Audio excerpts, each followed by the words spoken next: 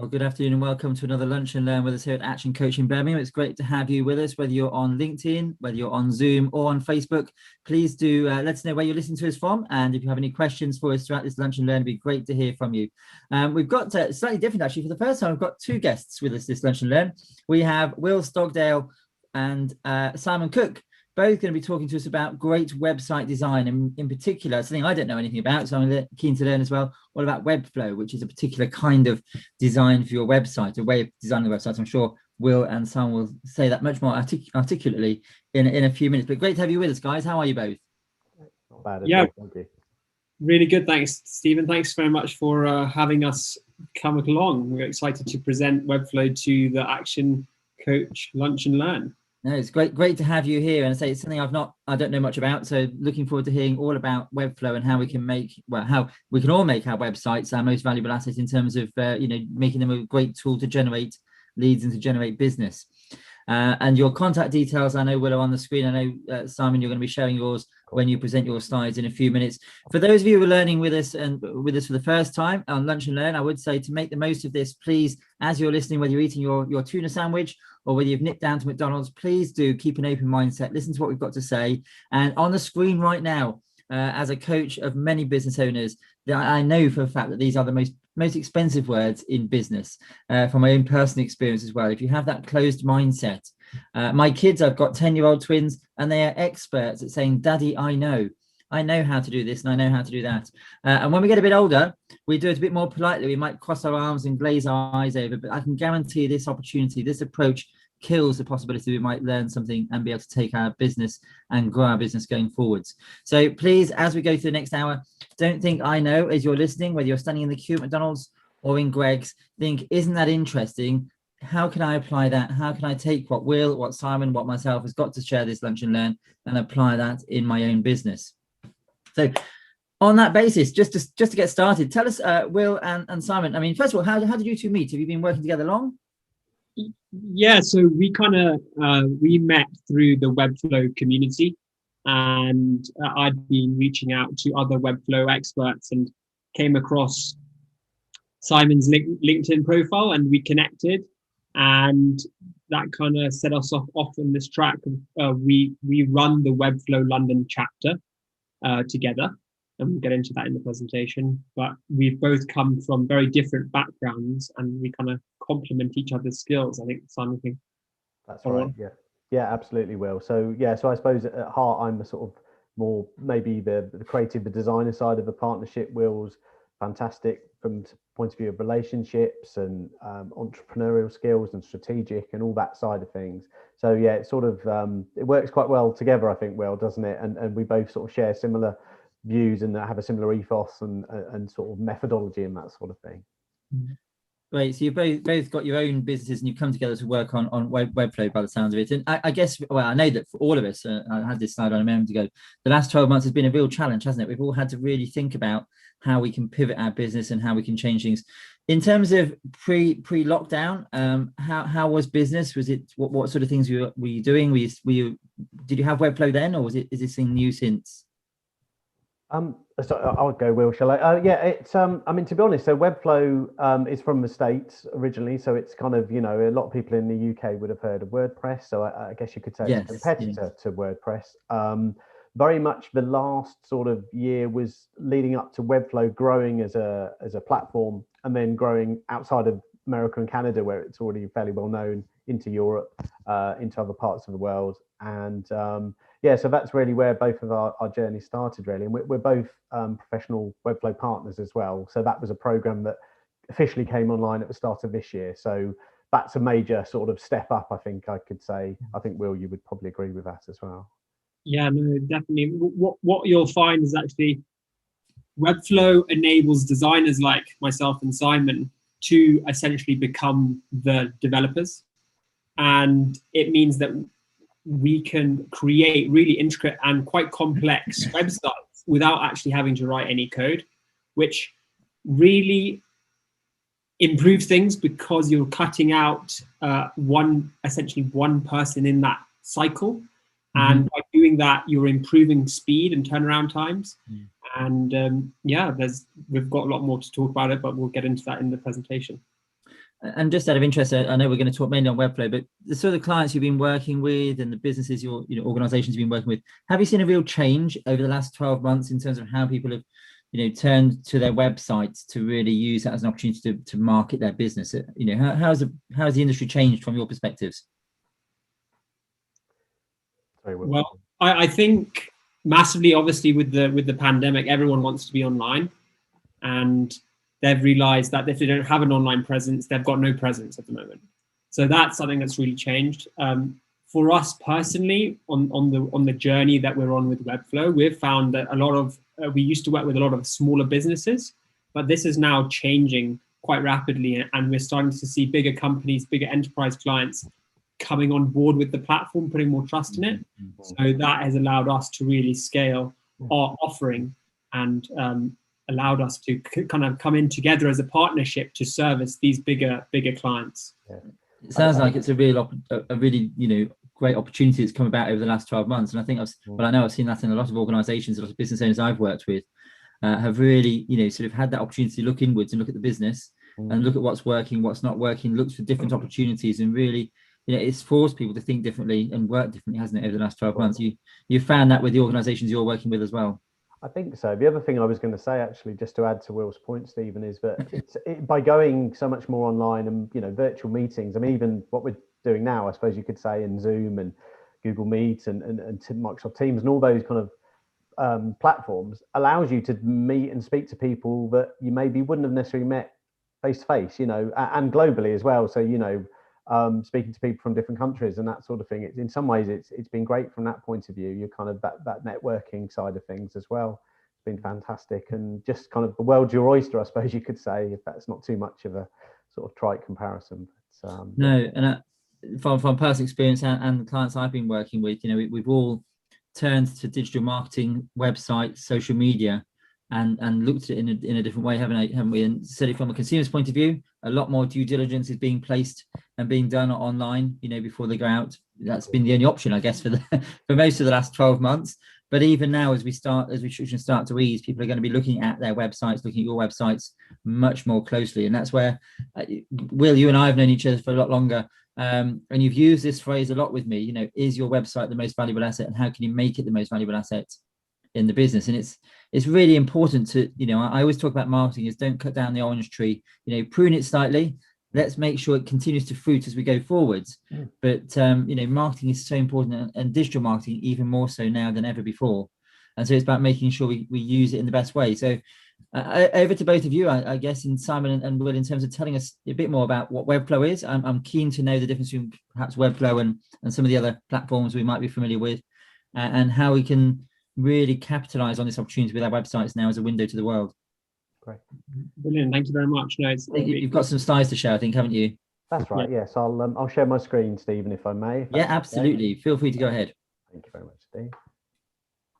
It's great to have some listeners with us already logged onto Zoom as well. So if you have any questions for either Simon or Will, please do put them in the chat box. Again, if you're listening on LinkedIn or on Facebook, again, do connect with us, put any comments and questions.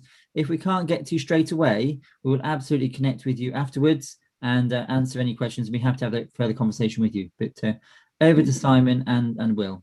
Great, thank you. So this will be both of us talking, Stephen, and we'll just kind of each going to take different parts of it, and I'll let Will start if that's okay. Yeah, brilliant. So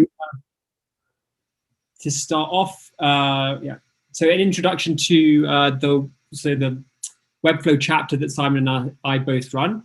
So we have quarterly meetups, and these events are both hosted by myself and Simon. We do get guest speakers on, and we've got quite an exciting guest speaker coming on to our next event, which will be at the end of June, who is the marketing director at Webflow for product. So that's going to be a really exciting event. So keep your eyes out for that. And at these events, we discuss various digital topics around websites. And we aim these events towards business owners and anyone who's got a website. Next slide. Just on that, well, if anybody's interested in attending that, what's the best way to sign up? And is there a cost? No cost, all free of charge. Normally, well, when there's not a pandemic, we do have them in-person events. Of course, yes. Currently, they are all virtual. And so you can sign up to those events through Webflow and also Eventbrite. So when we've got our next one, what I'll do is I'll get those details across to you, Stephen, and then you can hopefully post it out into the Lunch and Learn group. And so we can also make sure if we have a link, we can attach it to this Lunch and Learn webinar, so on YouTube, etc. So that's good. Thanks. Brilliant. Perfect. Cool. So what's the aim of the London chapter? So we are here to share knowledge about digital best practices, helping your business grow and audience, explaining why Webflow is the perfect platform and for networking, so we can kind of meet more people in the space. We all love a bit of networking. Next slide, please. So I'll do the next bit, Will, shall I? This is just obviously, myself and Will here, and as I say, we obviously run our own sort of separate agencies. So we're just going to go into explaining what those are and how we've sort of teamed up together. So I run Boost Design, which is a website design and development and SEO agency based in London. We work with international clients, and we kind of our main focus is towards marketing teams and how we can kind of help them improve their marketing and grow their website. Next slide, please. Great, thank you, Will. And I'm Simon Cook, and I'm the sort of creative director, essentially, and owner of Dual Digital. So we're based just outside London in Reading, not too far away. So we're sort of specialists in branding, UX, and then of course Webflow as well. So a lot of our clients tend to be wanting to come and they want the website, but they also want to look at refreshing their brand as well, be it the logo, the overall identity, that sort of thing. And we're primarily focused on the UK, but also Portugal and Spain, which is where I have sort of background as well, and my family does. You both talked about international clients there. Is that something that's changed over the last 12 months? Is your client base, because people have gone online to do a lot more business, is that as a result, or have you always had an international client base? No, massively. I think the pandemic, in a way, that's one of its silver linings for us. Is now people are not just looking locally for these services. So at Boost, we work with a lot of American clients, and it actually works out really well with them because of their timeline. So we can be working when they're sleeping, and they can get up and kind of see the results of the day. I think Perfect. same as Simon as well. Yeah, I'd agree. I mean, I haven't sort of had as much experience as Will with sort of the global kind of clients, but certainly European clients are starting to show an interest. And I think you're right, Stephen. I think it just shows that you're suddenly getting out there into a whole wider world, really. And I think that's the beauty of what has been able to happen with virtual, Yes, and these Lunch and Learn webinars are an example of that, aren't they? Kent, I think Reading and Will, you're international at the moment, so we can still continue to do business, despite being remotely located. Anyway, I know we want to hear all about Webflow, so that's the purpose of being here this lunchtime. So let's crack on with that. So what is Webflow? So basically, Webflow is a visual platform that allows you to design and build websites. You don't need to know how to write code to build them. So this is why it's one of its big strengths. Webflow does all the heavy lifting and the coding in the back end, and you do the designing in the front end. And Webflow, you mentioned WordPress already. Webflow, is that aimed at the end consumer? Is it aimed at web designers like yourselves to design for other people? It's a bit of both, really, Stephen, I would say. So I would still say that it's aimed at designers or design agencies, but ultimately it allows their clients to make the changes themselves, if that makes sense. So I think it would still generally be a case that an agency would kind of create the website initially, but then could hand it over to the client, and they would have the ability to make changes themselves, be it in content, be it visually, if they have those sort of skills. As Will mentioned, very much is great from the point of view of marketing websites, because you have the ability to make changes fairly quickly. You don't have that typical time frame that you might normally associate, where it has to go from design into development. So from that point of view, those type of sites, it's absolutely spot on for. Sounds ideal for the the SME. So the bulk of the work, designing the website, getting it up and running, is done by professionals, and then they can update the content at minimal cost, either to themselves or to others. Yeah. Yeah, I know. And also the marketing team. We'll get onto that on another slide. But the marketing team, it gives them the power, because essentially in the past, the marketing teams have been kind of stuck with having to get developers to get their work done. That might be landing pages, and because essentially the website does come under the marketing umbrella. Depends on if it's if it's not a very complex website, it's more about the marketing aspect. So getting back to the presentation, Webflow was founded by 3 co-founders, by Brant, Vlad, and Sergey. Vlad is the CEO, and actually Vlad and Sergey are brothers. It was founded in 2013, and they recently just went through a Series B fundraising where they managed to raise $140 million. In the bottom right-hand corner, you've got a photo of their offices based in San Francisco. Next slide, please. So Webflow in total has had $215 million in funding. It's valued at $2 billion. I think it's $2.2 billion. It's got 2 million plus users on the platform. And then 2.1 million, jumping the gun. Yeah, next slide. Great, thank you, Will. Yeah, so you can sort of see the caliber there, I think, in terms of it's not just it's not just come in and it's going to, fizzle out. I don't think. I think it's got substance to it and credibility there, Stephen. So a couple of quotes that we both like, Will and I. So from Fast Company, Webflow ranked #2 in the world's most innovative companies in design. That was from 2020. And from Forbes, Webflow is at the forefront of a wave of specialist startups looking to change how companies build. And here's just an example of some of the sort of companies that have used Webflow. So as Will mentioned earlier, sort of they have not only professional partners, but both Boost and Joule are, but they also have kind of enterprise level partners as well, for really, really large clients who they have sort of dedicated account managers and that sort of thing.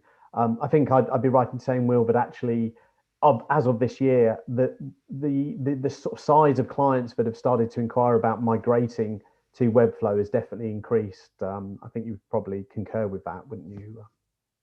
Massively. I might think you'd work with businesses of any size. Is there any restrictions on the size of organization you'd be working with, or Webflow is suitable for? So it really just depends on, it could work for massive companies. So what we're finding now is that one company who recently came to us, and they had a web app that had been developed. There was a SaaS company, but now they wanted to develop the marketing site. So they're bringing in Webflow to be their marketing site, to give their marketers that control. And so they are growing massively, because now Webflow is being able to be fit into their digital ecosystem without actually having to make massive changes. Mm-hmm. This has been a real benefit, because the more and more people obviously that start using the platform, the bigger it's going to get and the more improvements that they'll have. Of course. So yeah, I think in the coming months, bigger. Let's carry on. Great. So what sites can you make on Webflow? So there's quite a large range. So we're going to just get on to that on the next slide. So professional services tend to use Webflow because they don't need anything very complex on the back end. It's more of a marketing site. As I had mentioned before, software as a service, they like to use it as well, because they tend to have their software maybe built in a web app, and then they use Webflow as their marketing site. Webflow does also offer e-commerce. It's something new that they've brought, not that new, but it's still in the development stages. And another great way to use Webflow is that it kind of brings that bespoke look to your brand. So you're not using the cookie cutter templates that you find on WordPress, and they all kind of follow the same trends. It works really well for landing pages, because they can be built so quickly. And then also with blogs, it's got a very easy to use CMS that allows you to set up a blog quite easily. Great. What I'm going to just do now, if I may, is just switch to our browser. There's a few videos that Will and I absolutely love, but we were just going to show and sort of share just to get a better idea visually to understand how it works. I'm just going to flip over to that. Got a question from Claire. I don't know when you want to answer. I'll put it out there. Yeah, of course. Jane, you talked about migration. What is the biggest? What is the strongest reason somebody would want to migrate from, whether they're on Wix or whether they're on WordPress over to Webflow? What's its big differentiator? You can get something? Yeah, of course. Certainly WordPress, I would say, is the main issue, and we will come on to it in a few slides later, is something like a WordPress is that you not only once you've built the site, you spend the money to build the site, but then you actually have the ongoing costs of maintaining it. And the issue with WordPress is that you have to kind of make sure that you're maintaining it from a security point of view. You don't want it to get hacked and that sort of thing. And often a lot of WordPress sites are using plugins. So you're integrating with plugins that have been built by third parties. The problem is every time you need to upgrade, not only are you having to make sure that the main WordPress site works, you've got to make sure the plugins that you've got working in the site, continue to work as well. And it can often be an issue there, I think, where sort of you can get things out of sync, or suddenly a plugin isn't supported by the creator of that. Suddenly you upgrade, that doesn't work. So there's a lot more sort of ongoing costs, I think, with WordPress. That would be my main thing I would say about it. Whereas with Webflow, because it's all kind of contained within one platform, things like updates, backups, all that sort of thing is all kind of taken care of. There's no worry from that point of view. So it's kind of less sort of troublesome and sort of more cost effective. It sounds like it's much more fully integrated from what you're saying. Yeah. Right. Yeah. Thanks for the question, Claire. Hopefully that answers your question. But keep the questions coming. We will come on to a little bit more about it, but absolutely, it's a great question and it's a perfectly valid kind of thing to ask as well. So what I'm just going to show now, Stephen, if I may, is just to show the kind of design style that is quite easy to create in Webflow, really. So this is almost a recreation that's been made of the Apple AirPods Pro sort of site. So I'm just going to quickly just sort of show that and then move on to a video as well, which is a perfect example of why it works compared to the more traditional method. So as you can see, visually it's quite nice. So again, it's very designed looking. One of the great things is it allows dynamic movement, and it's quite easy to sort of do this as you're building the designs. You can actually allow things to actually move, be it text, be it imagery. You can integrate video, that sort of thing. So as you can see here, sort of nice sort of video imagery. So this is me just scrolling down the site really as things come down. So as Will was saying, from a marketing perspective, it's absolutely perfect. You can get your calls to action in there. You can just very much engage with people in terms of kind of how the site sort of works and looks. And then what I'm going to do, I'm just going to close that one if I may, and I'm going to show this video that both Will and I love. And this is kind of something that may be familiar to some of the people watching. I'm not sure. It's certainly something that both Will and I in our times have come across. So I'm just going to play this video if I may. I am so happy with how the launch went. We've had a lot of positive feedback, so thank you. Pat yourselves on the back. Moving on. We have a situation. There's a typo on the homepage. What? And the sign-up button has vanished. Somebody call the dev team. I'm on it. Dev team. No. We're all resourced on product right now. Maybe try Peter? Peter? Who's Peter? Overseas Peter. Hallo? Peter! Peter a telefon! Hallod, hogy szól a telefon? Én egész nap főzök, tisztára hülye vagy? Hello? Oh yeah, easy. But first you'll need PM to assign ticket. That's Jackie. Is it Jen retreat? Hello? Sure, we could do that. Or you could just have the design team do it. Wait, what? That's Maria. Finally. Guys, I'm actually making these changes right now. Okay? Take a look. Good? Good. Love it. Absolutely brilliant. So highlighting in many organizations, I guess, how many different people can be involved in, or are often involved in the process of designing and commissioning a website. Absolutely, I think that's it, and I think that advert, you know, obviously it's a bit tongue in cheek, but I've been in those very kind of situations. Certainly, maybe a little early in my career when I've worked in agencies, and especially if you have a kind of quite complicated process and you've got different departments talking to each other, that what is a relatively simple change actually becomes quite convoluted and has to be scheduled in, and it just sort of, it seems that kind of that more traditional way of doing things could be made better, and obviously that's where Webflow comes in, really. So I guess taking that one step further, Simon, if you are, even if you're a small organization, outsourcing your web design to another organization that's got many departments, getting things done quickly can also take quite some time. But I've worked in public sector, so I know what the red tape is like in a large organization. Of course. Great example. I love it. Good, excellent. And sorry, I'm just going to say, actually, if anyone ever does want to go and look at some of Webflow's adverts and videos, they're all a little bit like that. Even their tutorials and things like that, they have a nice little bit of humor in there as well, which is quite engaging, and, you know, makes you think, well, these guys are, you know, they seem quite nice sort of types, you know. What I'm just going to do now, I'm just going to briefly talk about Webflow's main key features, if I may. So as Will was sort of talking about earlier, it's obviously mainly a design and development platform, but it's kind of split into 6 main areas, really. So the designer is where, you know, someone like myself or Will would reside, and that's where we would create the HTML, the CSS, which stands for cascading style sheet. So that's kind of how the site looks and feels. We have what's called sort of interactions, or IX, as they refer to it. And that's where I was showing you on the Apple pods one, where, you know, things are moving and changing as I'm sure you've seen it on many sites where you kind of, things are happening as you scroll down, something appears into view, all this sort of stuff, which is quite nice. So it obviously has a CMS, so that means content management system, and it uses something called collections, which enables you to input content, sort of text data, and perfect for blogs, team biogs, that sort of stuff, and then it sort of takes that and puts it out into the front part of the site for people to look at.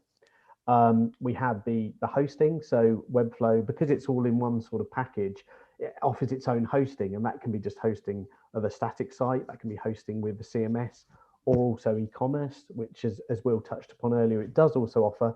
I think we would both say at the moment, e-commerce, it's probably an area where it needs to kind of continue to work on that. I think it's not as mature a product to say something like Shopify or something like that, but I think they have, you know, sort of plans, and they've got a roadmap in place to make improvements on that side of things.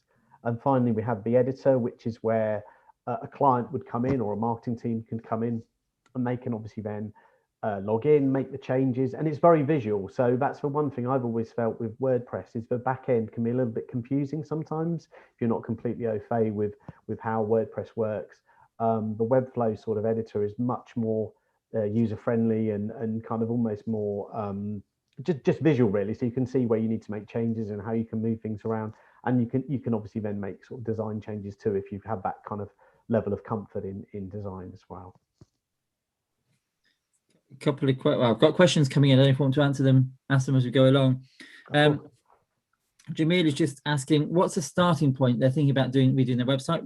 What's the starting point? What should they be thinking about right now in terms of rebuilding the website or redesigning the website? Where would they start? I think probably the best thing I would say, in terms of, before you really get into kind of the you know, what a site would look like, would be to focus on what's called UX, or user experience. So that's very much in terms of I suppose you could, the way I always compare it is to, like, you know, if you were going to create a house, you obviously have the blueprints first, or the architectural plans, before you worry about what the decor looks like, or absolutely, you know, yes, things like that. So so user experience is very much something that Boost and Dual, you know, sort of, you know, absolutely preach to our clients, is you take the time before you get into design and development and worrying about that to kind of work out things like the architecture of the site, the navigation, user journeys, maybe user personas. So that's looking at the kind of target audience, and who are you appealing to, and what do you want them to do on the site? How would you take them through the site as well? You know, because obviously you want them to to do certain things, but obviously there might be more than one type of person that might come, and they have different kind of requirements. So I would say that's a key thing to start with. Even if you've used that before on an existing site, every time you kind of do a new website or a version of, I think definitely it's worth doing that. And also look at your Google Analytics as well, and then you can get an idea of where people are going, or maybe where people are dropping off and stuff like that. So that's all kind of feeds into it. So that planning part is really, really important, isn't it? Very It's sure. almost as important as actually building the website itself. And how much of that would you expect a client, typically does a client do before coming to engage with a professional, going, whether it's Webflow or anybody else, how much of that can they do themselves? If I just jump in with one bit as well, great points on the UX. I think also another big aspect of it is the content that's going into that site. And often a client will come to us and they'll say, build us a site. But often they have to go through this process of figuring out exactly what content's on there. And that's where Boost has kind of taken a bit of a focus on SEO. And we would, before they get into the building of it, we provide them with content briefs, keyword research, competitor research. And this information is then used for the client to go off and write up their content. They might have a content writer, or they might just do it themselves. But starting at this and then working your way through into the UX and then into the design styles, and then into design, and then into development finally. Yeah, I'm just going to add something actually, if I may, Stephen, and Will's Yes, absolutely right. The SEO and the content is absolutely critical. I think content particularly is something, I'm sure you'd agree, Will, wouldn't you? But that often has in the past with clients sometimes, I'm just talking broadly here, gets left to the last thing. And usually that ends up being what holds up the launch of a site, that sometimes the content isn't ready. And I think it can often be a case that clients sometimes think, oh, well, we'll get round to that, or we'll just reuse what we've got. But actually, again, I think sometimes getting a copywriter involved is not a bad idea, actually, because they help to craft it and to sort of, they can take what you've got. They can also do things like having interviews with, you and your team, stakeholders, and take all that and distill it into some actual text, So Yeah. I think Will's absolutely correct in talking about that side of things as well, which often plays second fiddle to the design, if I may say that. Sometimes I think that can be how it's sort of felt. Yeah, I think it's often useful to get, you talk about copywriters, but often they can use 5 words when I would use 10. But also they give you that different perspective. We have that emotional connection to our own business, to our own, own products, own services. Having a different perspective can be really useful. Just a follow-up question from Jamil. Is that just asking how long would it take typically to build a website once you've got that content ready? Yeah, so you're looking at, well, obviously it depends on the size of the website. How long is a piece of string, I guess, but yes. But we tend to, if it's maybe from a 5 to 10 page, you're looking at, if all the content is ready, 6 to 8 weeks to kind of get through that process. Obviously, you can do it quicker, but it kind of just, it's almost like a wine. You need it to be open for a bit to start getting to, like, for us to start working on the project well. We need it almost to seep in, and then we can kind of get a good understanding for how it all is going to go together. Yeah, testing and making sure it works and is resilient and all of that. Yeah, also review. I mean, I certainly think review time sometimes is something that as an industry we probably sometimes don't factor in properly. So what I mean by that is just simple things, logistics, as in the designs are ready to be looked at, and feedback to be given on those. And sometimes it turns out that the client may be on holiday, or the client you're dealing with is there, but their senior person is not there or not able to sign off on something. And those delays for a project can easily add 2-3 weeks, sort of. And it's just one of those things that you don't know at the start of it, and it's almost kind of just being a little bit flexible in terms of kind of end dates and end goals of launch and that sort of thing. And generally, I think it's fine. But I would say that's something that agencies and clients go into a project not sort of maybe factoring those just, bank holidays, those sort of things, just sort of times it can sometimes just mean the whole project gets slightly elongated. You've got Webflow versus WordPress. I guess, well, I know I'm keen to know how they're different, and so do share more. Great. Yeah. So WordPress versus Webflow. As I'm sure a lot of you listening today would have heard of WordPress. And so I'm going to say what WordPress is good and what is good on Webflow. So WordPress is great for very complex projects. These projects might need custom backend coding that essentially Webflow wouldn't essentially be very good for that. Also great with WordPress is that it comes with a lot of plugins, and these plugins are kind of add-ons of code that you can use in the website to give it more functionality.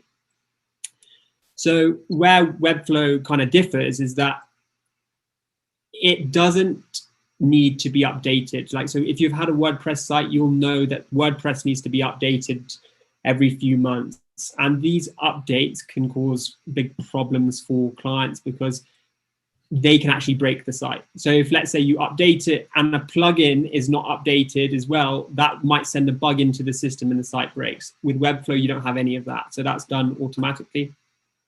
Also, there are no plugins in Webflow, which means that they can't break the site either. Also, just for our listeners, what do you mean by a plugin, Will? Just keep it very basic for me. Sure.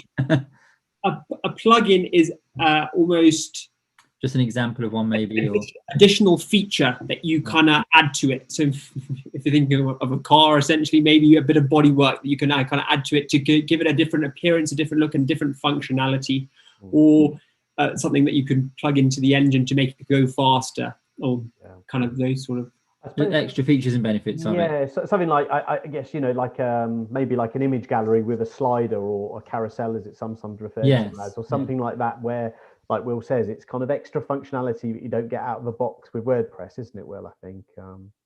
Exactly, for sure. And by putting these plugins in, you're actually really slowing the site down, because the more and more you add to it, the more code it has to run, and it really kind of brings the load speed really down in WordPress. And this is what you'll find is another point on the WordPress, on the Webflow one, is that it says quicker sites. And as we don't have those plugins, we're running really simple semantic code, which means it loads very quickly. Also, nowadays, when we are building sites, we like to build for different responsivenesses. So this might be a TV, a desktop, a laptop, a tablet, and a phone. So you see there's many different designs that we actually have to do for this one website. Yeah. And with WordPress, it doesn't come with that many. It depends on how it's being built. If it's being coded from the very beginning, you can build these breakpoints in, but often you'll find with WordPress, people build their sites with page builders and templates, and these breakpoints are not really included. So that's also another benefit with Webflow. The roadmap of improvements, as we've talked about earlier, they've had a lot of funding. So with this funding, they're constantly innovating and improving the platform. Webflow also does provide themes, and these themes are customizable, which is quite easy and straightforward to do. When you say themes, do you mean sort of pre-designed templates? Yes, exactly. Yeah. So yeah, these templates you can kind of go and buy and use them for your site. Some people, if it's more of a cost-effective way to go, because then we're not having to go and design and develop it all, and they're kind of then putting their content into it. But we always like to design around content rather than putting content into the design. And then simple staging environment. What I mean by that, a staging environment is, let's say we're making changes to a website, and we don't want to be affecting the actual live site. So a staging environment is where we're kind of making changes to the not live site. We can make changes to that and then send them our clients a URL, and they can log in and kind of see those changes before they actually go live. So which is also really, really useful. And then also automated backups. So with WordPress, if you've been on there, you sometimes have to get a plugin to do your backups. But with Webflow, it's all built in. So there's no backups needed. If you want to go back to a previous version of the site, you can just go back a few months. So that's really straightforward. And then also their minimal CMS. So CMS stands for Content Management System. And it is very easy to use with Webflow and straightforward and intuitive. Brilliant. That's really useful just to have that clarity between the two, actually. hopefully that's our listeners will gives everybody a better idea of some of the advantages. Certainly, it is really, and I think I've worked on WordPress. I used to build in WordPress myself, and I moved across to Webflow. And I have clients, or my previous clients who were on WordPress would often come back to me and say, oh, the site needs to be updated. And this is where people kind of get sold these service plans by WordPress agencies.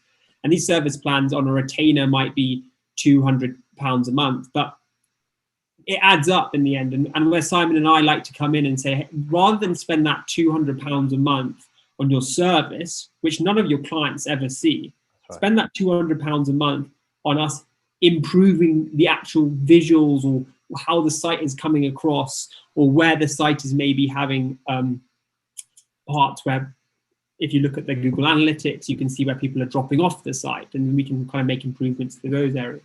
Yeah. So definitely, yeah, one of the major improvements is this kind of the ease of it, and kind of all of those things built into it that don't come with WordPress.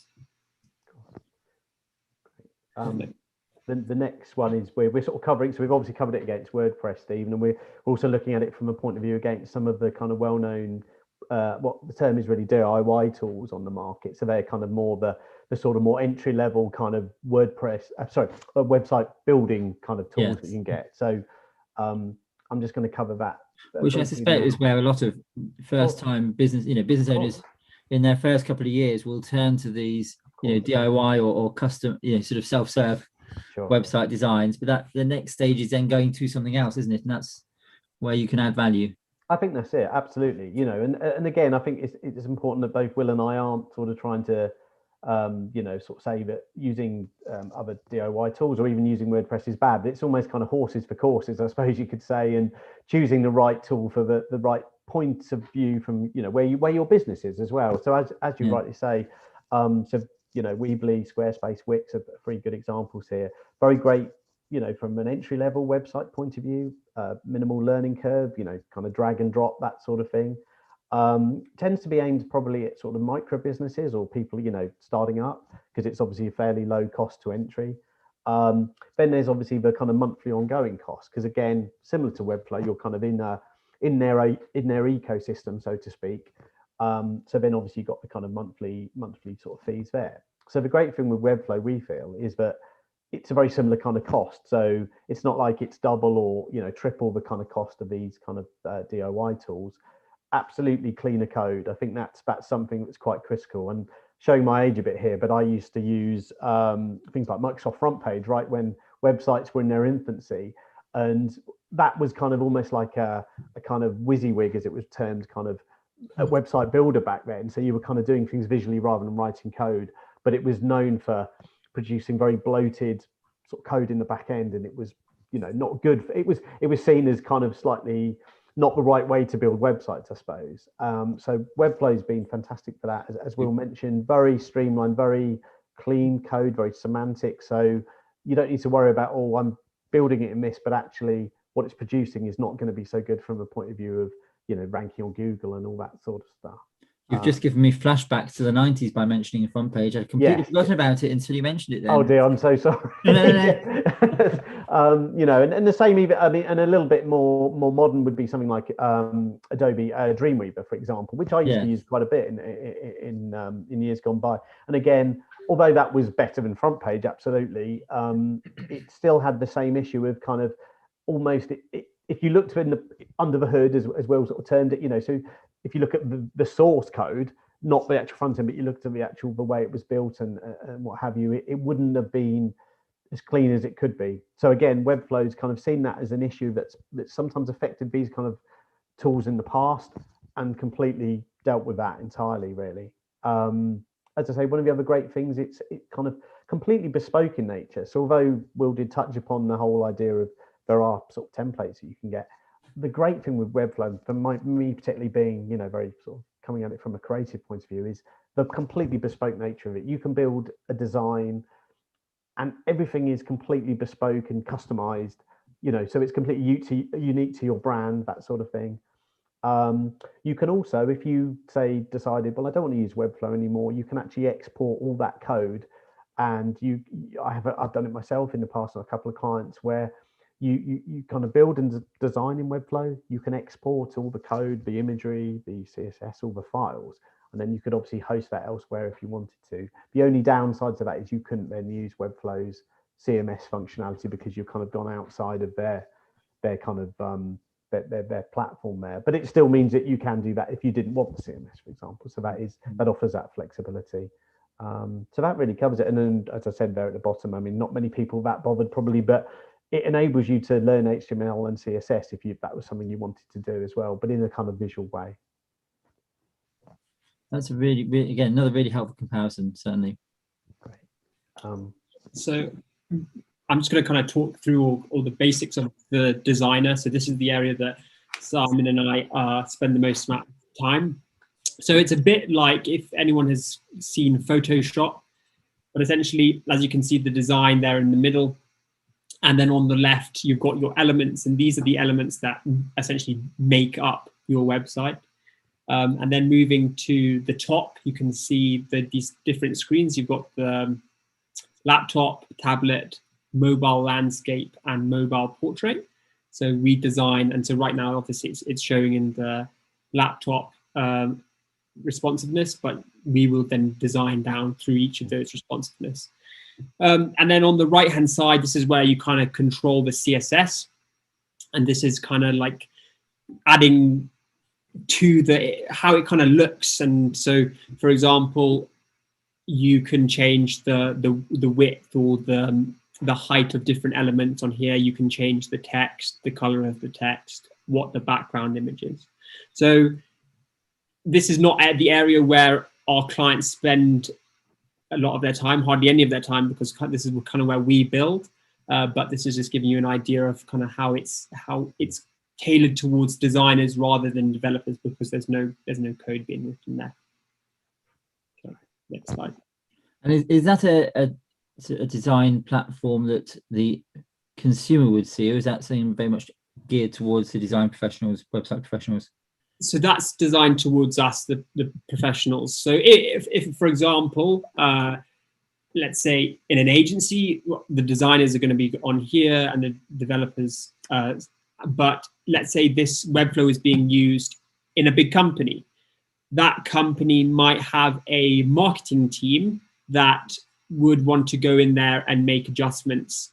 So they could go in and to this side of the site and make the adjustments. So where we kind of come in is we kind of build the sites, and then we kind of pass that on to the marketing team, who will then take control of it. But if they need any major adjustments to the design, that's where we kind of come back in and make those changes. Brilliant.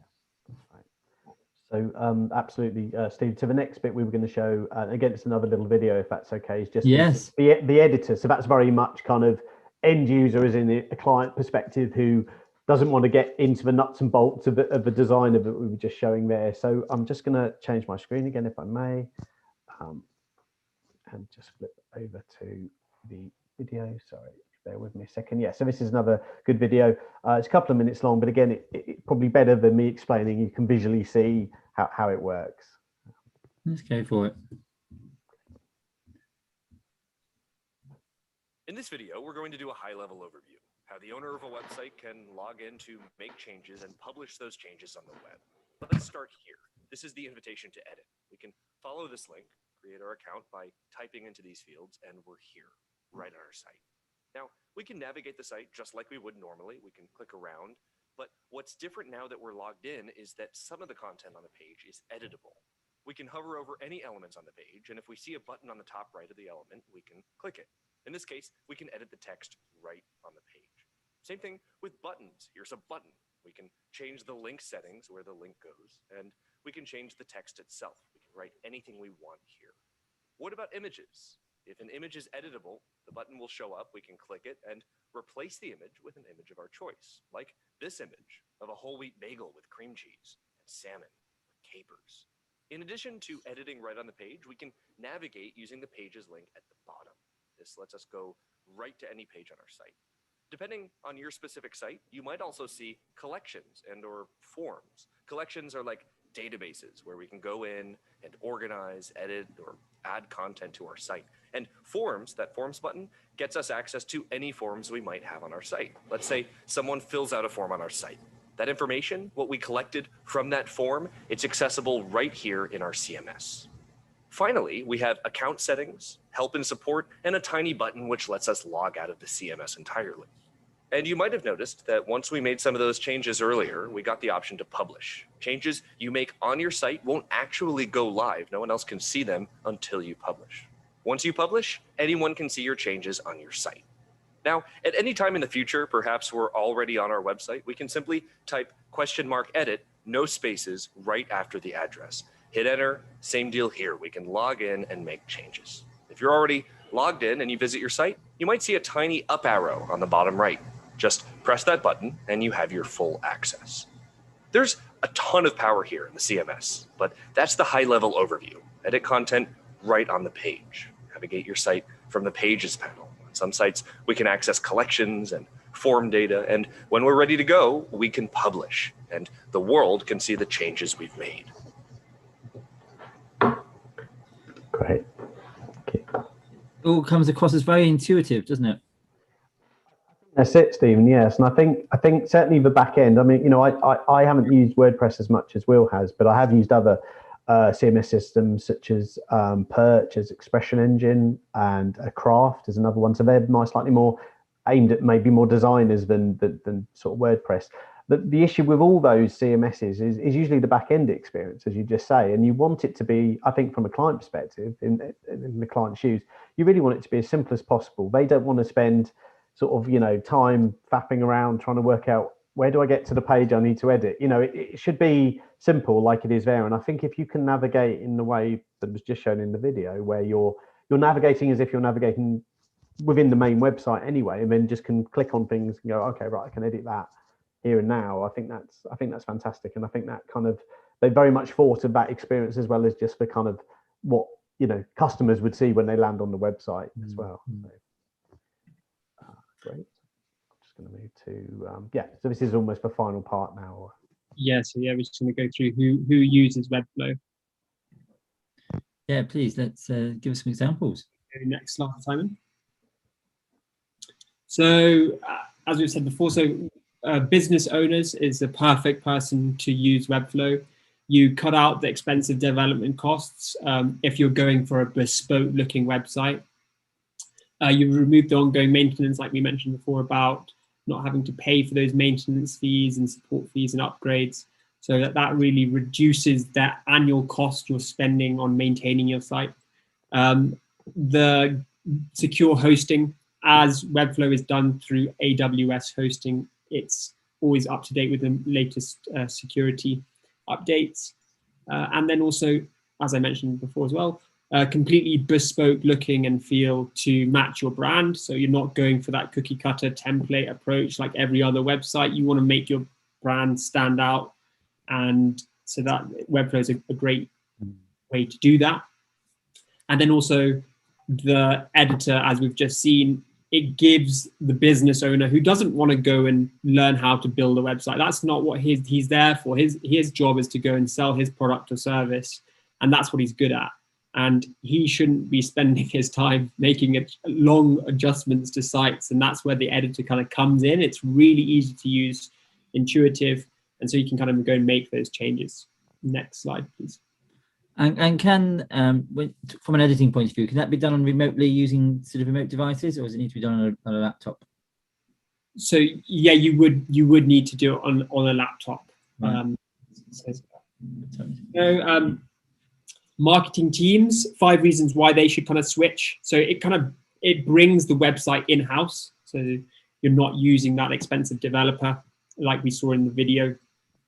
Taking back control of their website.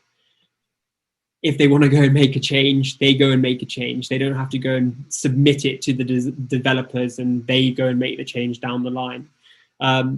Your again bespoke.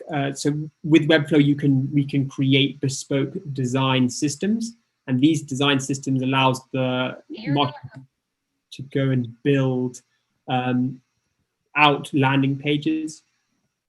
Same with PPC campaign. So if you're running a campaign and you want a bespoke landing page for that campaign with Webflow, it's really easy to do.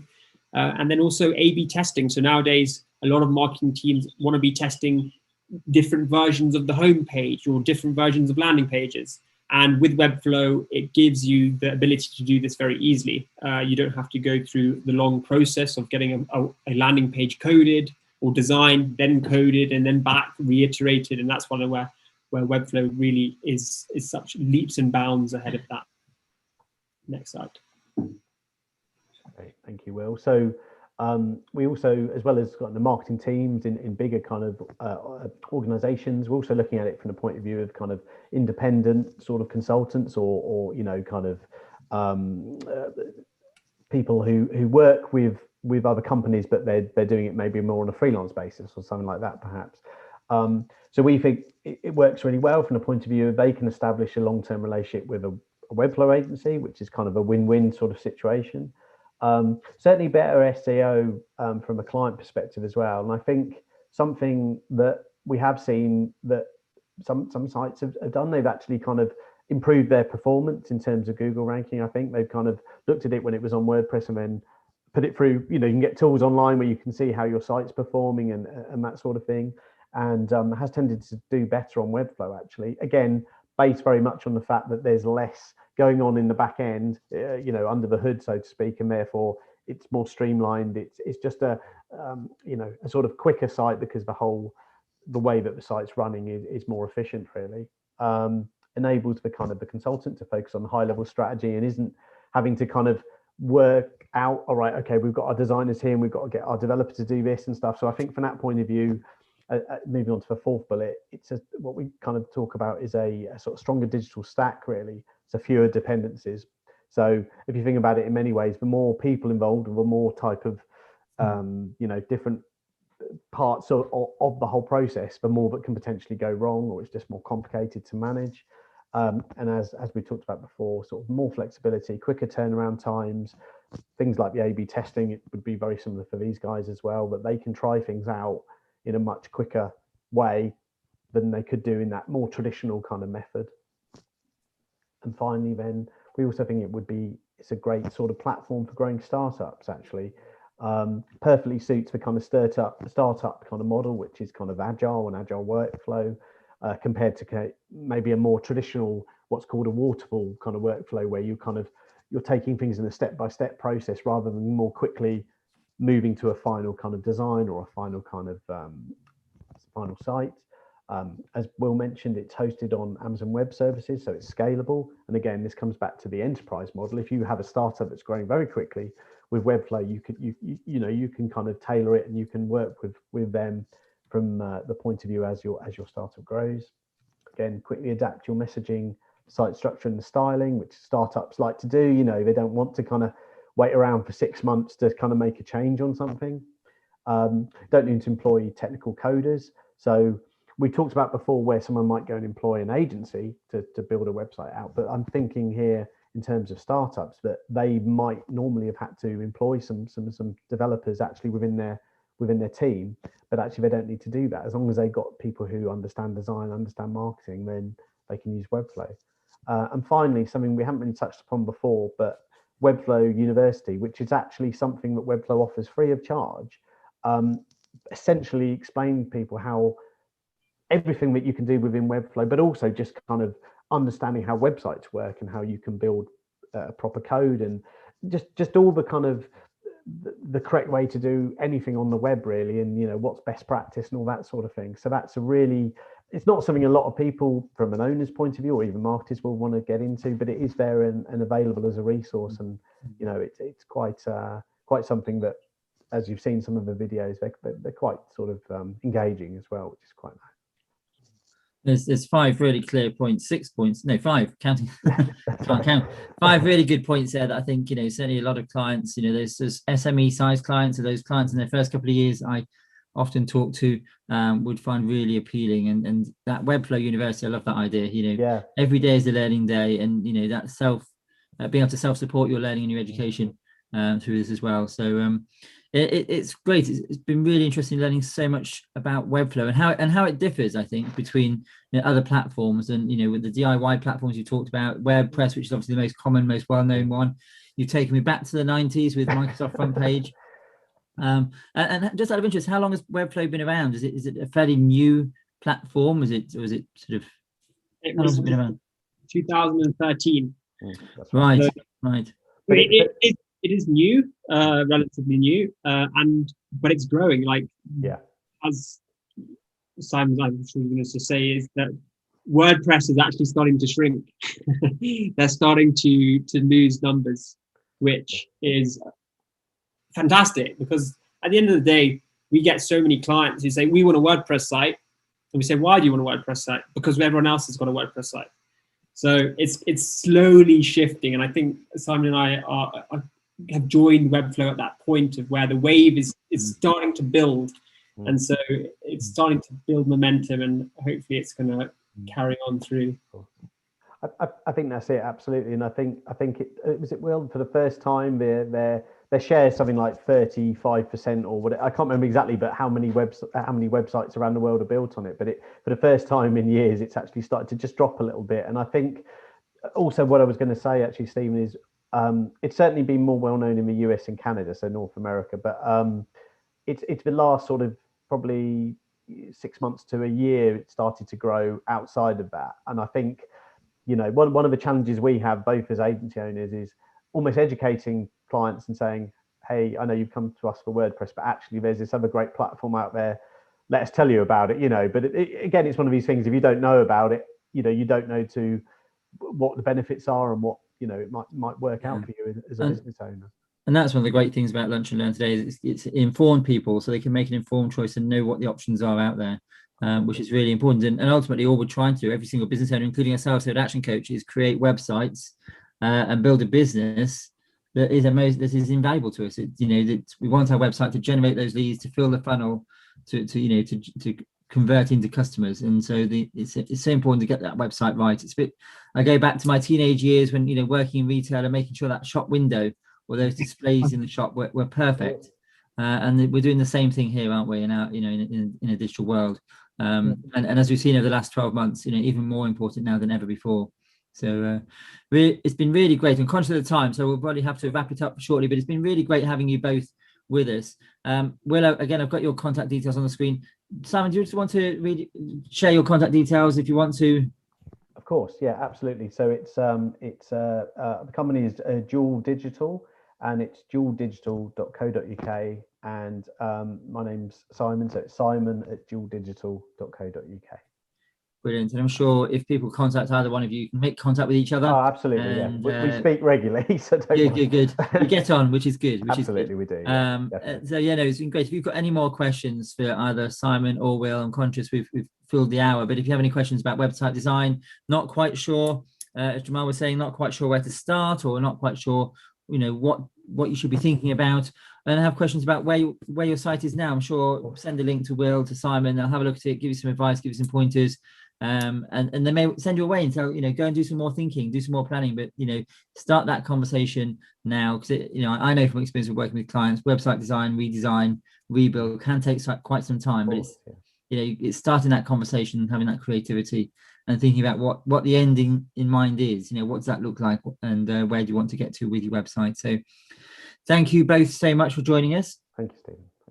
We are back next Monday. We've got a colleague, sorry, Will, go on. I thought Will was saying something.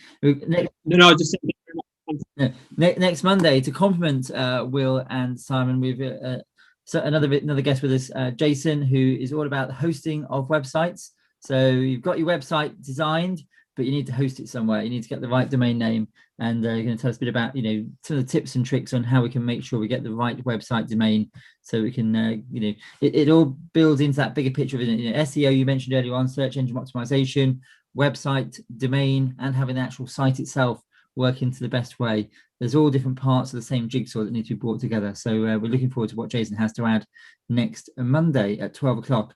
And also, as always, if anything you've heard this Lunch and Learn inspires you, do get in touch with myself in terms of, you want to talk more about your business more generally. You want to have a bit of a business health check. We'd love to have that conversation with you. And we're here every Monday, every Wednesday for Lunch and Learns at 12 o'clock. Absolutely free to anybody who wants to log on to Zoom, onto LinkedIn or to Facebook. And also you can get these Lunch and Learns on afterwards by going onto our YouTube channel. So lots of ways to keep learning and self-developing. As we said earlier on, every day is a learning day with Action Coach. But for now, I just want to say thank you so much again to Will Stockdale, to Simon Cook. Thank you both for introducing myself and many others into Webflow, talking about website design more generally. And we look forward to catching up with you both again very soon. But for now, we'll let our listeners go and get their lunch, and we'll let you both go and get some lunch as well. But nice to meet you both and see you both, and we'll catch up very soon. Thank you very much, Stephen, for your time. Take care now. Thanks again. Bye-bye.